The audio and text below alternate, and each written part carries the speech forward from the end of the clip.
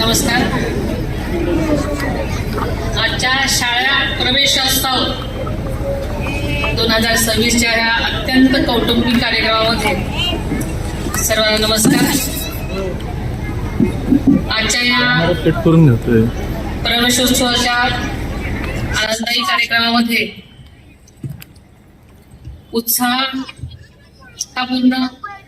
आपण या मुलांचं स्वागत केलेलं आहेच. आणि या कार्यक्रमासाठी उपस्थित असलेले आपल्या सर्वांचे लोकप्रिय आमदार श्री श्रीलंका शेळके, या कार्यक्रमाचे आयोजक आणि आपले सीईओ जिल्हा परिषद पुणे श्री गजानन पाटील, उपाध्यक्ष जिल्हा परिषद विवेक वळसे पाटील, दीपालीताई मुलावळे, सुनीताताई येवले,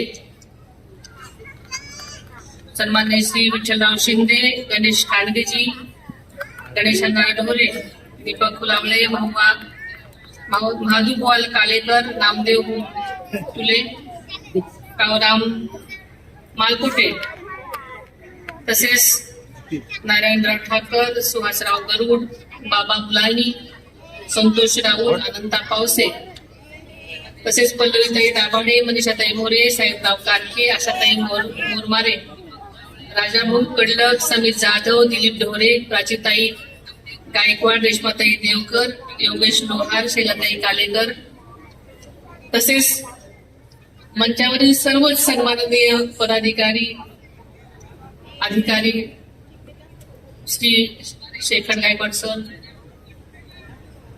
सर्वच मावळ आणि परिसरातील सर्वच माझे सन्माननीय गावकरी, ग्रामस्थ, मोठ्या संख्येने आलेले माझे सर्वच पालक बंधू भगिनींनो, तसेच शाळेच्या मुख्याध्यापिका, त्यांचे सर्व सहकारी शिक्षक,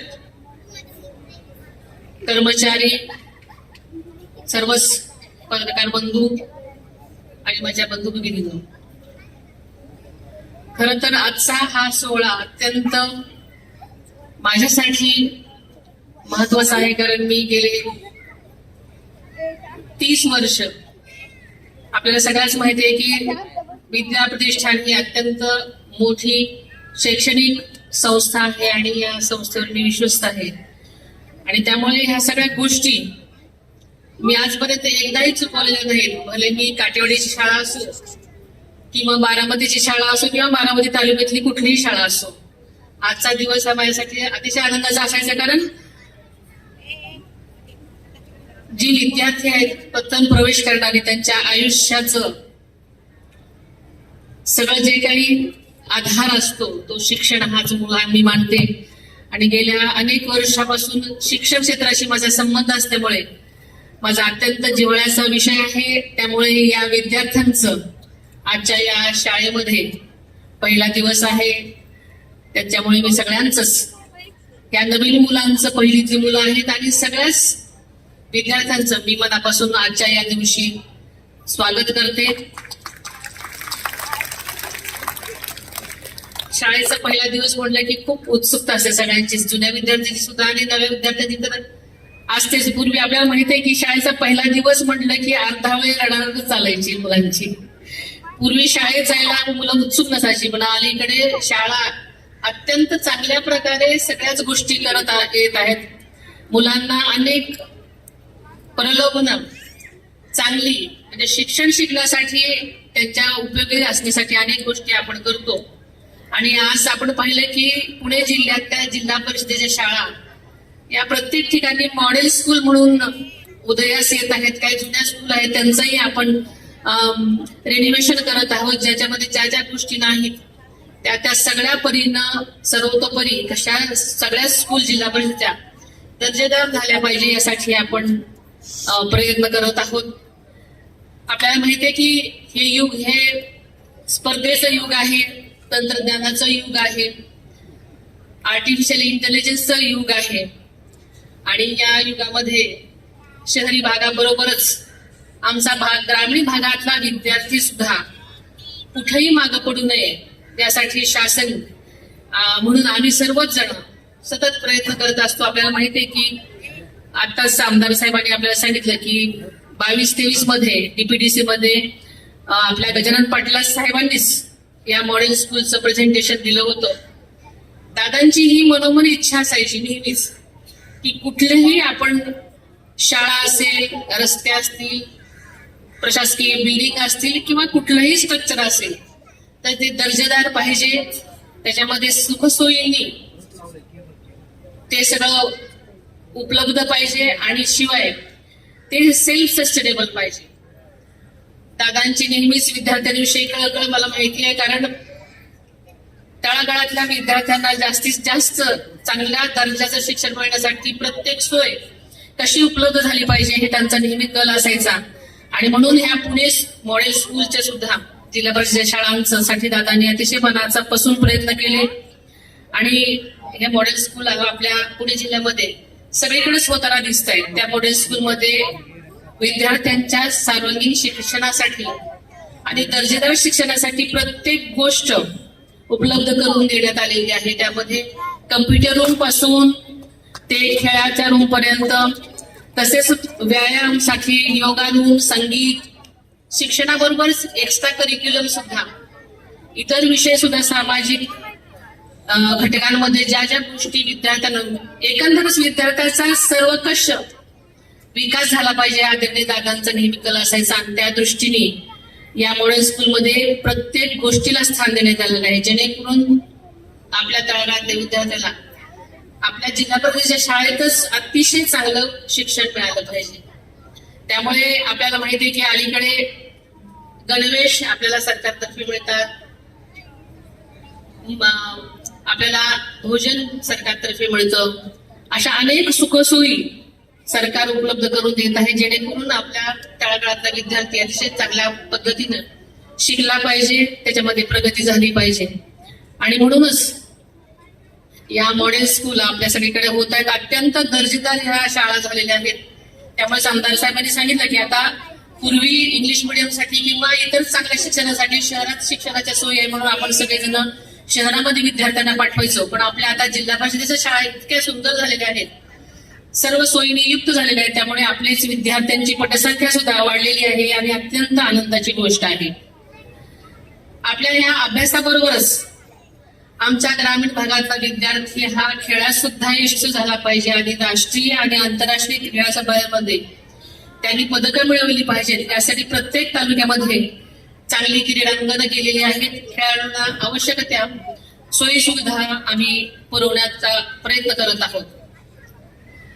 विद्यार्थी मित्रांना, शाळा ही फक्त अभ्यासाची जागा नाही, तर इतर तुम्हाला नवीन मित्र मिळणार आहेत, नवीन खेळ खेळायला मिळणार आहेत, छान छान गोष्टी ऐकायला मिळणार आहेत, शिकायला मिळणार आहेत.